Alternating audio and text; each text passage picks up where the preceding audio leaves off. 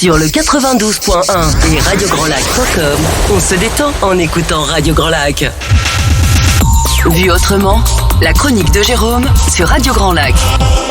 J'adore ces grillons. Bonjour les amis sur Radio Grand Lac en direct 92.1 FM et sur radiograndlac.com ainsi qu'en replay dimanche sur la page Facebook, Instagram et sur le site autourdulac-du-bourget.fr. Pour cette fin de saison, encore qu'il reste une date, nous avons l'honneur de recevoir une dame que j'adore pour ses yeux pétillants et surtout son entrain. Et au regard de la carrière que j'ai lue, qui n'est que à son début, j'ai été époustouflé. Bonjour, chère Nathalie Schmitt. Bonjour, cher Jérôme. Approche-toi bien des micros. On se vous voit, chère Nathalie. C'est toi qui vois.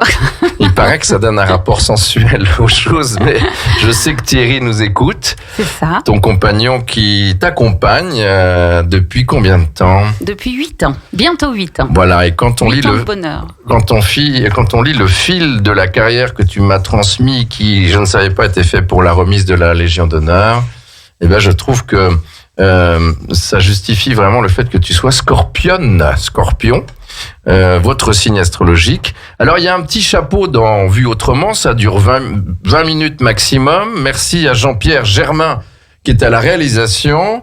Et puis, tu auras, pour finir, un de mes morceaux de musique que tu aimes en finale, en clôture de ce Vu autrement, 7e édition, je crois. La semaine prochaine, pour finir la saison, avant le retour en septembre, nous aurons Cédric Campanella du restaurant Le 59 et grand cuisinier au demeurant. Tu m'as dit, Nathalie, fais-le venir avec son épouse, vous allez vous marier. Oui, marier tout. Oui, qui est aussi élu à la ville d'Aix-les-Bains. Alors, chère Nathalie, ce petit préambule, tu me dis si je me trompe, j'arrive pas, voilà, vous voyez Nathalie.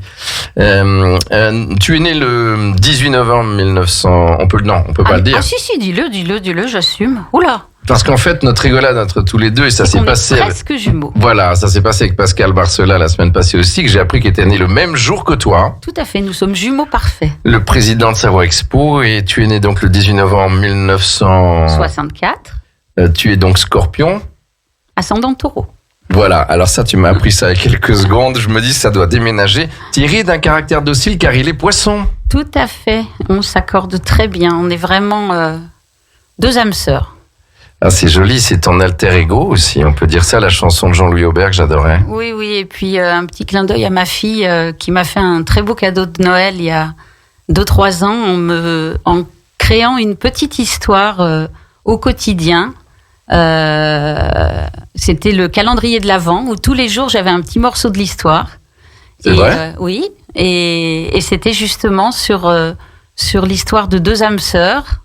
Il y avait le prince Titi qui était donc Thierry. Moi j'étais la princesse Nat. Et puis elle avait rajouté tout un tas de personnages qui étaient quelque part des personnages de la famille ou des amis ou des... Et c'était magnifique. Et j'ai eu 24 petits morceaux pour finir en apothéose par le mariage de la princesse et du prince. C'est extraordinaire, hein. Ce qui prouve qu'elle agrée votre union déjà alors que vous avez chacun 2 enfants, si j'ai bien compris. Donc tu es aujourd'hui vice-présidente au conseil départemental de la Savoie, déléguée à la jeunesse et au collège. Je trouve que c'est une très belle tâche. Depuis mars 2015. De formation, eh bien, tu as eu bien sûr ton bac et un BTS. Bac B, je crois. Hein ? Bac éco, oui. C'est celui que j'ai loupé. Moi, j'étais en G. Ingénierie. Alors, ton BTS, c'est ingénierie et gestion industrielle en 1985 à l'école ECIV ou ECIV de Paris. C'est ça, boulevard Saint-Marcel, dans le 13e. Tu es une vraie Parisienne née dans le 9e, je crois. Mm-hmm. Voilà, et tu vas nous parler de ça ensuite. Tu es trilingue, on peut le dire, ou pas. Pratiquement, anglais, allemand, espagnol, parce que tu as parcouru l'Europe et l'Europe de l'Est. Donc, ce qui se passe en ce moment, forcément, tu es bien au fait. C'est en Ukraine que j'avais passé le plus longtemps. Voilà, tu vas nous en parler. Ce petit chapeau pour dire que ta carrière, tu as été assistante technique, formatrice dans l'industrie du textile et l'habillement. Mm-hmm. Ce qui touche un peu à ta maman aussi. Et, enfin, on en parle oui, mes parents, c'était la fourrure. Qui est plus très en vogue aujourd'hui, on le sait. En France. Tu vas à Monaco, il y en a encore. Hein. Sans doute, mais c'est vrai que moi, ce que je vois au-delà de la fourrure, c'est le travail de l'artisanat. Bien sûr. J'ai beaucoup de respect pour tous les artisans. Je m'insurge contre le terme de travail manuel. parce que avec les mains, si on n'a pas la tête, on fait pas grand-chose. Ça, c'est vrai. Hein. Donc, les mains ne sont que le prolongement de la tête. C'est ça. Donc il y a les intellectuels qui ont parfois deux mains gauches, mais un artisan peut pas avoir deux mains gauches, mais il a besoin d'un cerveau. Donc Et bing. Non, mais tu sais, les intellectuels, c'est ceux qui parlent. oui, mais on peut agir aussi. Et voilà. Exactement. Comme je le disais, j'ai beaucoup d'admiration pour tous les artisans et aussi pour les commerçants, puisque mes parents étaient artisans commerçants, et c'est vrai que c'est un métier difficile. Et tu vas nous en parler. Donc, de nombreux... Et tu disais, jamais je ferai ce que font mes parents. J'ai lu ça quelque part. Et pourtant, nombreux déplacements en Lituanie, en Ukraine, assistante de direction après pour les ascenseurs hydrauliques, mais aussi pour les stations d'épuration. Mm-hmm. Je me trompe pas, hein, tu me dis. Non, tout à fait. Et puis, cette maison PMT, Plastique Techno... Plastique Métal Technologique, que j'ai créée avec... Mon ex-conjoint en 98. Avec qui tu as eu les deux enfants. Avec qui j'ai eu les deux enfants. Tu as connu à l'étranger, je te coupe. Que j'ai connu à Dniepropetrovsk, en effet, en Ukraine, en 88. Il n'était pas ukrainien. Il était allemand. Il l'est toujours. Il l'est toujours. Il l'est toujours. Et donc, oui, en effet, on s'est connus en Ukraine. Pendant les 4 premières années de notre union, on a parlé anglais, puisque je ne parlais à l'époque pas allemand et il ne parlait pas français.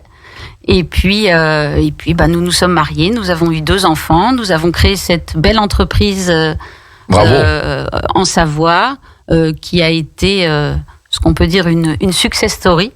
C'est vrai. Et alors on va en parler après, mais tu excuse-moi de te couper. D'ailleurs, je crois y est devenu lorsqu'il y a eu un passage de main à la maison Veolia, non, c'est pas ça? Veolia était notre principal client, pas le seul heureusement, mais le principal client. Donc ils se sont dit c'est plus simple de racheter, ça nous coûtera moins cher. Ils ont été assez élégants pour ne pas proposer un rachat, c'est-à-dire qu'ils nous ont dit que nos produits étaient devenus stratégiques au sein de Veolia et qu'ils proposaient une prise de participation. Et c'est moi qui ai répondu tout ou rien, parce que je me doutais que la petite grenouille que nous étions en tant que PME savoyarde avec 12 salariés en France et une filiale de 8 salariés en Allemagne, autour de la table avec un actionnaire qui aurait été Veolia, c'était un peu compliqué.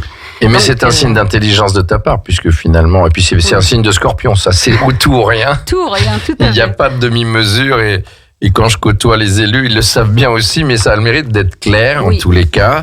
Et on peut se regarder dans la glace le matin. Oui, puis en termes de clarté, les gens qui me connaissent un peu savent qu'en général, je fais ce que je dis et je dis ce que je fais. Donc, et c'est l'essentiel, tu sais, dans un monde transparente à ce niveau-là. Voilà, et dans un monde qui pourtant n'est pas tellement là. La parole, c'est important. Alors, tu as dit, ok, divorce, entre guillemets. Enfin, non, je cède, voilà. Enfin bon. Hein? Voilà, et ça là, c'était 2012. Voilà, et là tu dis avec Thierry, tiens, on se retrouve un peu le cul dans l'eau, entre guillemets, mais quand même pas tout à fait dans la misère, mais vous créez une société. Non, ça c'était avec... oui. Attends, on recommence. Ouais. On repart dans l'autre sens. C'est elle qui va animer le débat. En accéléré, 88, on se connaît en Ukraine. De 88 à 92, eh bien, nous naviguons dans différents pays, en Italie, etc. En 92, on s'installe en Savoie avec un vrai choix stratégique à l'époque, puisque lui était allemand, moi j'étais parisienne, et on travaillait à l'époque énormément en Italie. Donc le milieu de ce triangle, c'était la Savoie. C'est là qu'on a acheté une petite maison à Tresserve, c'est là qu'on est resté quelque temps, que j'ai trouvé ce travail à Anne-Sylvieux. Et en 98, on s'est retrouvés tous les deux licenciés économiques de la société en Allemagne pour laquelle nous travaillons. Oui, j'ai fait un petit raccourci. C'est ça. Mais là, du coup, on n'y comprenait plus rien. Oui, donc, merci de m'avoir éclairci, Nathalie. Il va falloir que je change de métier un de ces jours. Donc en 98, on a créé PMT. Oui, c'est ça. Et 10 ans plus tard, on l'a donc revendu à Veolia. Voilà. Et puis donc, parce que j'ai vu ce nom de NSB Consult, là, c'est ce qui s'est créé peut-être ensuite. C'est ce que j'ai créé ensuite, après avoir voulu voler de mes propres ailes, après avoir quitté Veolia. Et puis tu rencontres des hommes politiques quand même, ou des conseillers au commerce extérieur. Tu fais des rencontres politiques quand même autour de toi, ou tu étais déjà une militante ou une très passionnée par la politique au sens noble du terme. Alors, c'est plus la planète économique d'abord. Oui, j'ai compris ça. Oui. En étant chef d'entreprise en Savoie, j'ai été en lien avec la Chambre de commerce et d'industrie, à l'époque présidée par Jean-Pierre Huguegnot. Oui. Voilà. Et à cette époque-là, on m'a proposé une mission d'aller en Ukraine, rien à voir avec la première mission de Dniepropetrovsk, mais d'aller à Kiev pour rencontrer des chefs d'entreprise ukrainiens et essayer de voir ce qui pouvait être fait là-bas. C'est là que j'ai rencontré François Loos, qui était à l'époque ministre du Commerce extérieur de la France. C'est vrai.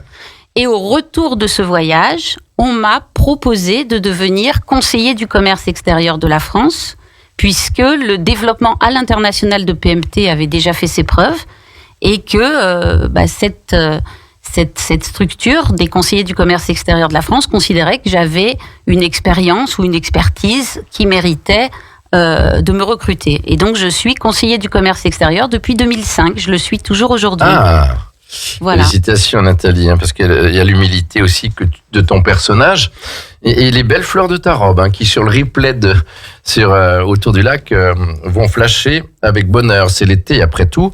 Alors, et puis maintenant tu es conseiller. Bon, Claude Giroux était aussi avec toi, le maire de Grésy là pour les dernières élections. Eh ben pour les premières élections même, puisque avant Claude Giroux, j'ai été la suppléante de Robert Clerc, qui est venu me chercher puisque mon entreprise était basée sur sa commune.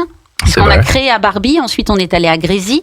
Aujourd'hui, l'entreprise continue sur la commune du Vivier du Lac. Oui, j'ai vu. Voilà. Et donc, quand on était basé à Grésy, Robert Clerc s'est rapproché de moi puisque c'était à l'époque où la loi venait de changer et où les conseillers départementaux titulaires devaient trouver des suppléants du sexe opposé. Et Robert, est très industrie, très société civile, même s'il a été un grand élu, conseiller général et maire de Grésy et VP à Grand Lac. Il a travaillé chez Cellier, Il a travaillé chez Cellier et chez Bruckner aussi, à côté Bruckner, à Grésy. voilà, exactement. Ouais. Bruckner, j'en suis sûre. Cellier, je sais pas. Et donc, et c'est lui qui m'a dit, Nathalie, j'aimerais que ma suppléante soit de la société civile. Est-ce que tu veux bien être ma suppléante pour les prochaines élections ? C'est comme ça que c'est parti. C'est comme ça que c'est parti. Nous étions en 2011. Voilà, et puis tu es donc conseiller départemental depuis 2015. Ce chapeau dure depuis 10 minutes, mais c'est déjà fort intéressant. Je savais qu'en recevant Nathalie Schmitt, on allait avoir quelqu'un qui parle plus que moi et que Jean-Pierre Germain, qui suit ses réseaux sociaux alors qu'il est, mais il a raison. On va attaquer... alors donc maintenant, aujourd'hui, conseillère départementale jeunesse et collège, et tu y es bien, ou tu as d'autres ambitions politiques? C'est difficile à dire, mais... Alors, moi, j'ai toujours besoin de cohérence et de clarté. Donc, pour mon premier mandat en tant que titulaire, c'était donc en 2015, aux côtés de Claude Giroux. Et donc, j'étais conseillère départementale, donc active sur mon canton. Et j'étais présidente de la 3e commission, qui est celle de l'économie, avec le tourisme, avec le développement du territoire, etc. Et je m'occupais aussi beaucoup du social, de la cohésion sociale, tout ce qui est RSA, fonds d'aide aux jeunes, fonds de solidarité des jeunes, etc. Et c'est vrai que je me suis beaucoup impliquée auprès de l'école de la deuxième chance, auprès de la mission locale jeune.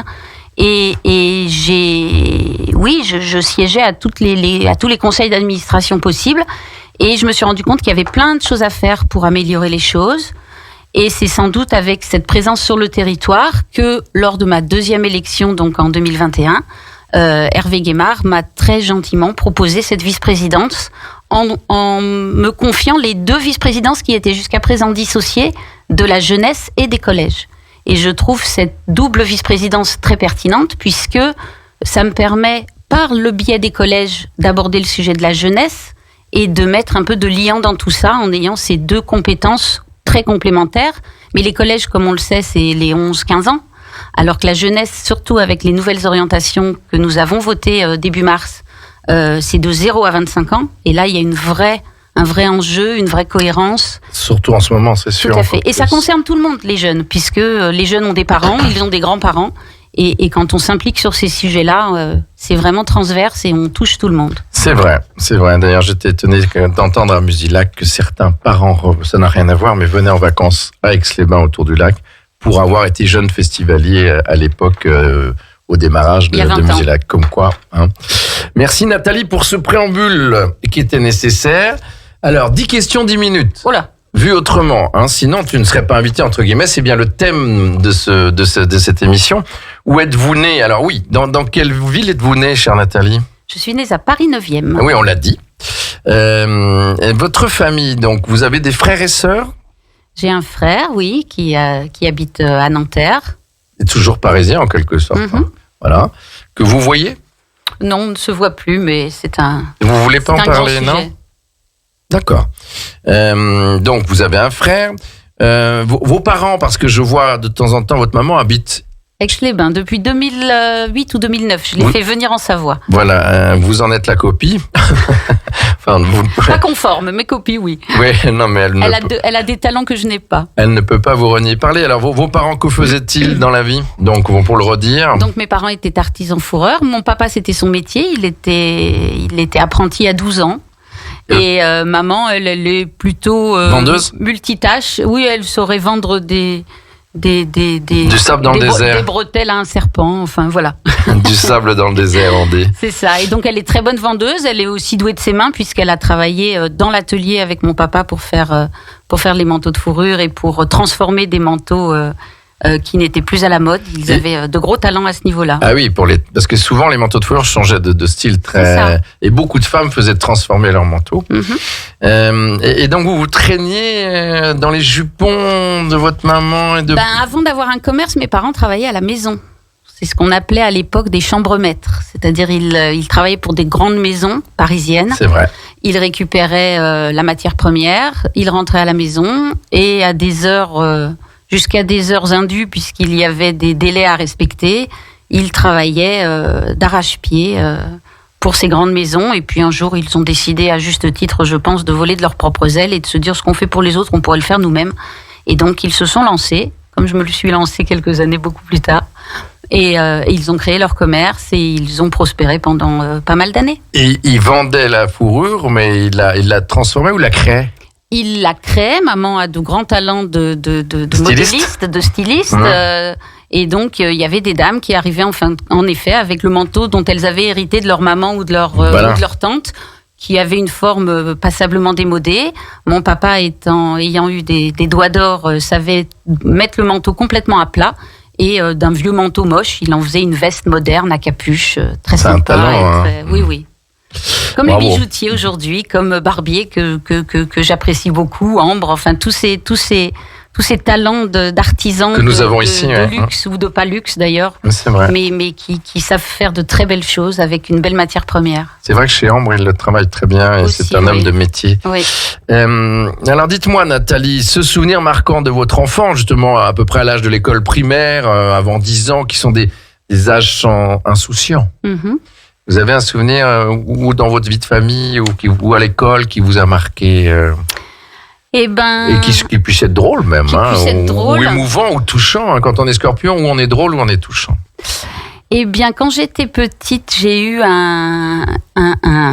une couverture en lapin blanc sur mon couffin que j'ai gardé pendant très longtemps. Et pour m'endormir, je suçais mon pouce d'une main et je caressais je le fais même en gestuelle tellement il y a un ancrage. Bien sûr. Avec le dos de la main, je caressais cette peau de... C'était un doudou. C'était un doudou, tout à fait. Et puis au bout d'un moment, il est devenu très très fatigué, le doudou, parce que il a perdu ses poils. Il a un peu perdu ses poils. Donc mon père l'a redécoupé et j'ai eu à un moment un rectangle juste pour pouvoir m'endormir, voilà. Et puis l'anecdote, c'était que j'étais parisienne et cette manie de sucer mon pouce et de caresser la fourrure en même temps était restée à un moment. Et un jour, j'étais dans le métro avec ma maman, le métro bondé, une dame avec un manteau de fourrure devant moi, je ne sais même pas si ma maman s'en rappelle, et donc j'étais en train de sucer mon pouce et j'ai caressé le manteau de la dame en même temps pour me détendre. S'en est-elle rendu compte? Je ne crois pas. C'était à l'époque où les messieurs savaient se tenir dans le métro, donc elle n'a pas dû avoir de crainte, même si elle a senti quelque chose. C'est vrai, oui. Et c'était un toc pour vous, c'était un réflexe affectif nécessaire à votre âge. Quel sport pratiquez-vous? Et d'ailleurs, je ne suis pas revenu sur votre papa. Votre papa est parti aujourd'hui? Mon papa est malheureusement parti en 2015, pendant la période des élections départementales. Et d'ailleurs, Dominique Dor avait été très touché par cet événement, puisque lui aussi avait perdu son papa lors d'une élection importante. Vrai. Et alors, aujourd'hui, vous dites quoi? Par rapport à ça, vous ressentez quoi? Un vide, bien évidemment. Pour une fille? C'est ça. Après, ma maman, par contre, je sais qu'il lui manque beaucoup. Ils étaient extrêmement fusionnels. Mais les dernières années ont été très dures pour mon papa. Ma maman s'usait vraiment physiquement. Et oui. Et aujourd'hui, elle a une deuxième vie. Elle un soulagement aussi. C'est aussi un soulagement parce que c'est vrai que en plus, comme ils avaient une vie professionnelle très dense. Aujourd'hui, elle profite d'elle. Elle profite du bon temps. Elle profite d'Aix-les-Bains. Elle a raison. Elle a raison. Elle fait des récitals de poésie. Elle est la plus heureuse du monde aujourd'hui. Et ça ne l'empêche pas de penser à lui et lui dirait vas-y, profite. Oui, mais de toute façon, pour elle, il est toujours près d'elle. Super. Une passion que vous avez en dehors de la politique, en dehors du travail, en dehors d'une passion, un hobby, quelque chose que vous dites pas ou que je dis pas. Vous pouvez nous dire. Je pense que les gens qui me connaissent un peu se doutent que les rencontres, pour moi, c'est quelque chose de très riche. Il y a des Pascal, d'ailleurs, Barcela. Peut-être. Ce qu'il y a, c'est que même les langues que je parle, que j'ai la chance de parler, c'était aussi pour faire tomber une barrière avec les gens que je pouvais rencontrer, parce que l'anglais, c'est un peu la solution facile de dire on parle anglais, on parle avec tout le monde. Mais vous parlez avec un Allemand, si vous parlez dans sa langue maternelle, vous n'aurez pas le même contact avec lui. C'est sûr. Avec un Espagnol, c'est pareil. Et c'est vrai qu'avec la chance de parler français, anglais, allemand, espagnol, vous parlez avec une bonne partie de la planète. Et c'est vrai que j'ai tissé des liens amicaux avec tout un tas de gens que j'ai croisés, que ce soit des fournisseurs, des clients ou des gens en vacances. Et je suis extrêmement fidèle en amitié. J'ai la chance d'avoir de nombreux amis. Bravo. Et ça se voit d'ailleurs parce que le contact fait partie de votre vie et la politique c'est aussi le contact et la discussion. Si vous étiez un animal, chère Nathalie Schmitt, lequel seriez-vous ? C'est une bonne question ça, un animal. Bon, pas quelque chose d'éphémère parce que, quoique, le papillon. Ah, c'est beau le papillon. Un papillon. Ça vit pas longtemps. Non, j'ai trouvé mieux. L'abeille. Pas la guêpe, l'abeille. Non, l'abeille, parce que j'ai assisté à une conférence que j'ai adorée d'Henri Duchemin, qui fait un parallèle avec la vie de l'entreprise. Il fait des conférences brillantes. Il a été directeur de l'agence économique. Aujourd'hui, il fait des conférences fort intéressantes. Et ce que j'ignorais et que j'ai découvert dans sa présentation, c'est que la vie de l'abeille passe par toutes les étapes. C'est-à-dire qu'il n'y a pas des abeilles qui butinent et des abeilles qui restent à la ruche pour s'occuper de la reine ou quoi. Elles passent par toutes les étapes et elles finissent leur vie par butiner. C'est vrai. Donc c'est une très belle retraite. Elles passent par, c'est ça. Elles passent par toutes les étapes. Et donc la vie d'une abeille me plairait bien pour finir en butinant parmi les fleurs. Et puis l'abeille est nécessaire à la planète. Si elle disparaissait, il n'y aurait plus de planète. Et puis il n'y a surtout plus de flore et d'arbres et d'arbres fruitiers, etc. Exactement. Bon voilà, l'abeille c'est très bien avec les petites rayures plutôt que les fleurs. Donc Nathalie, la prochaine fois qu'on se voit, vous amenez une robe à rayures noir et jaune. L'abeille, c'est noté. Si vous en avez un, votre grand regret, si tel est le cas, s'il y a un regret, vaut mieux avoir des. J'ai fait un petit peu de théâtre. Et oui, puisque, je sais pas si on peut le dire, mais notre fille Odile Castel, qu'on salue, qu'on embrasse, qui est une aixoise, très bonne prof de théâtre, faisait des tournées chez les membres de son association, c'est ça ? Oui, j'ai fait du théâtre avec Odile pendant plusieurs années. Ma fille aussi, d'ailleurs, s'était jointe à nous dans le club des jeunes, puisqu'il y avait deux groupes différents pour les adultes et les adolescents. Et c'est vrai que j'ai adoré cette période. On avait des grands moments de fou rire, des grands moments de plaisir, des grands moments de stress, mais ça fait partie aussi du jeu. Puis c'est léger. Et oui, c'est vrai que le théâtre, c'est pas dit que je n'y retourne pas un jour quand j'aurai le temps, c'est-à-dire tout de suite. Si vous voulez, on ira ensemble, parce que avec grand plaisir. Moi, j'ai ce grand regret de ne pas le faire. On m'a dit, vas-y, pourtant Odile me le disait. Puis surtout, on a souvent du mal à trouver des garçons, donc quel que soit le club de théâtre, je pense qu'ils seront ravis de t'accueillir. C'est gentil. Alors, on ira ensemble. Tu nous entends, Thierry, pas de souci. Votre envie ou votre souhait à venir le plus cher, qui viendrait encore ou à faire, qui peut être personnel, encore une fois, qui peut être voyager dans le monde, mais votre souhait le plus cher. Au-delà de l'évidence de la santé et du bonheur pour les proches que sont les miens, mes enfants, ma maman, les personnes proches, voilà. Y a-t-il un souhait, je sais pas, c'est vite prendre possession de la maison que nous avons en construction. C'est matériel, mais c'est quand même nécessaire. C'est matériel, mais c'est vrai que c'est tellement important. C'est la base. Oui, et puis la maison, c'est toute la symbolique du nid douillet qu'on a, de pouvoir y recevoir les amis, de pouvoir y recevoir la famille, de pouvoir y passer du temps, et voilà. C'est l'âtre et le foyer, c'est pas pour rien qu'on dit le foyer du feu. C'est ça. Très bien, chère Nathalie. C'est un souhait, on dit pas où est la maison, mais elle est bientôt finie ou pas ? On espère maintenant une livraison fin octobre. Ça devient réaliste et réalisable. Mais même les réalisations professionnelles sont en retard. Oui. Manque de matériel, on va pas en parler là. Donc, ce qui vous anime au quotidien, Nathalie Schmitt, c'est pratiquement la dernière question. Ce qui vous anime au quotidien. du fond du cœur. Vous voyez ce qui vous fait que vous avancez. Ce qui me fait avancer, c'est aussi les choix, pour le coup, politiques que je peux faire. Dans le sens où moi, ce que je veux le soir quand je me couche, c'est avoir été utile à quelque chose, tout simplement. Et à mon échelle, c'est-à-dire que, pour parler de la jeunesse, un jeune qui était en déshérence, si on arrive à l'accompagner, à lui ouvrir les portes, que ce soit de la mission locale jeune ou de l'école de la deuxième chance, qui retrouve un sens à sa vie, qui retrouve une boussole qui va l'accompagner, parce qu'il y a beaucoup de jeunes justement déboussolés, soit pour des instabilités familiales, Oui. soit pour des voies professionnelles qu'ils ont prises qui n'étaient pas celles qui étaient faites pour eux. C'est vrai. Ils ont vraiment besoin d'être accompagnés. C'est notre richesse de demain.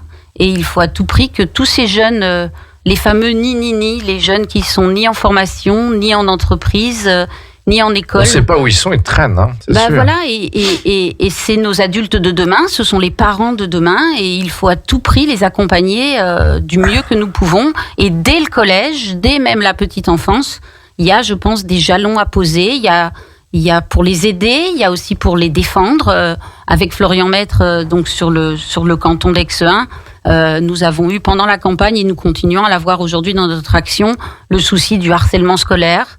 Qui est véritable, qui est véritable, et de plus en plus jeune, je trouve. Qui crée des drames, et ça aussi, c'est notre rôle d'adulte, pas seulement des enseignants, mais des parents, de toutes les structures qui peuvent les accompagner, d'aider nos jeunes. Ils ont des idées formidables. C'est vrai. Le conseil départemental jeune, que je connais donc depuis 2015, et que je préside depuis 2021, avant c'était des 4e qui étaient conseillers départementaux jeunes. Depuis quelque temps, ce sont des 5e. Et on ne regrette pas du tout d'être descendu à cet âge-là. On craignait qu'ils soient peut-être un peu jeunes, ce n'est pas le cas du tout. Ils ne sont pas encore happés par d'autres aspirations comme peuvent être les 4e. Ils ont plein d'idées. J'ai eu le grand bonheur de les accompagner à Paris en avril, sur 2 jours. Ils avaient le sourire jusqu'aux oreilles. C'était sur le thème de l'alimentation, puisque c'est sur ce thème-là qu'ils travaillent cette année. En tout cas, qu'ils vont nous proposer des idées, des projets que nous allons financer au département. Et pendant ces 2 jours à Paris, oui, il y a eu de merveilleux échanges, il y a eu de belles rencontres. Et puis, j'ai toujours, moi, mes chouchous d'anciens conseillers départementaux jeunes de mon canton, connus ici. Il y a Tom Trécourt, il y a Enzo Favo, il y a tout un tas de jeunes qui, en mettant le pied dans cet engagement citoyen qu'est le conseil départemental jeune, continuent de s'engager après sur la durée. Et puis on a plein de dispositifs aujourd'hui entre le service national universel, qu'est-ce qu'il y a encore, le service civique. Enfin, il y a le conseil municipal jeune qui existe sur Aix-les-Bains, qui vient d'être renouvelé. Des jeunes qui veulent s'investir à petits pas peuvent toujours le faire, et en général, quand on a planté cette petite graine, absolument, ce qui évitera d'entendre de partout, mais la politique c'est de la merde, etc. C'est ça. etc. Alors que, les fameux Yaka Faucon. Oui, ils ont qu'à y aller, parce que rien que dans les clubs services, où moi j'étais dans le temps à la Jeune Chambre économique, et Claude Giroux aussi, ça amenait à la politique, évidemment, et on faisait des actions, je pense aux droits de l'enfant. Bien sûr. Voilà, donc il est évident. L'engagement citoyen, c'est aussi tout simplement de participer à la vie d'une association. Mais c'est surtout donner sans attendre de recevoir. C'est tout ce bénévolat qui existe, tout ce volontariat qui existe. Arrêtons sans arrêt casser du sucre sur des gens qui donnent pour parfois pas tant que ça. Hein. Le meilleur volontariat, et pour le coup je fais la passerelle avec le département, c'est le volontariat des pompiers. Sans les 60% de pompiers volontaires, les pompiers ne pourraient pas tourner. Et il y a des jeunes sapeurs-pompiers volontaires qui s'engagent tout jeunes. Je crois que c'est à 16 ans ou 14 ans, je ne sais plus. Et donc, il y a plein de choses à faire. Donc, c'est une raison d'être dans la vie pour, justement, on parlait des jeunes tout à l'heure, l'oisiveté est la mère de tous les vices. Là, vous n'êtes pas oisif quand vous êtes pompier. C'est ça.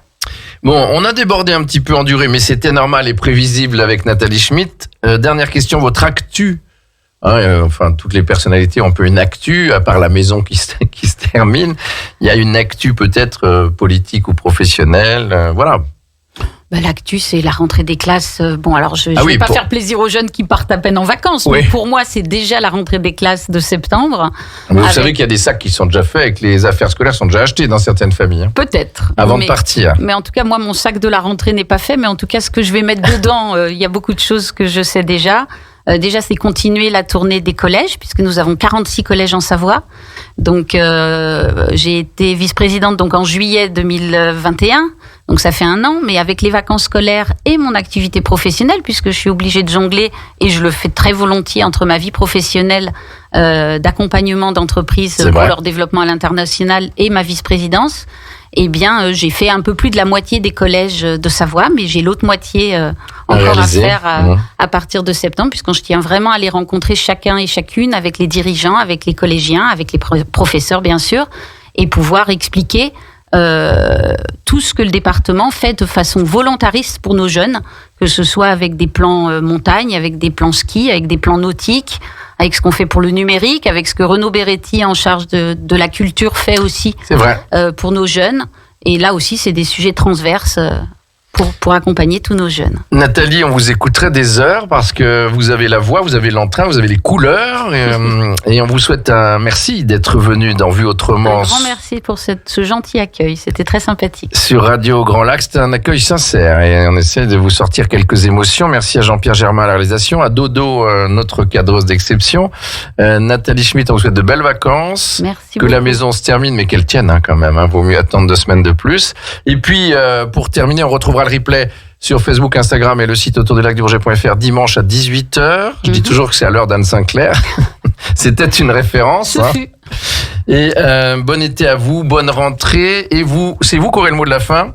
On vous laisse choisir le titre final. Alors, il y a toujours une chanson que vous appréciez pour marquer la fin de ce Vue Autrement 7e édition. Semaine prochaine, Cédric Campanella, excellent cuisinier. La maison le 59, mais il en a fait d'autres. J'étais dans sa cuisine l'autre jour, c'est merveilleux. Les couleurs, la façon de travailler. On le retrouve à 12h06 la semaine prochaine pour le dernier Vue Autrement avant la coupure d'août.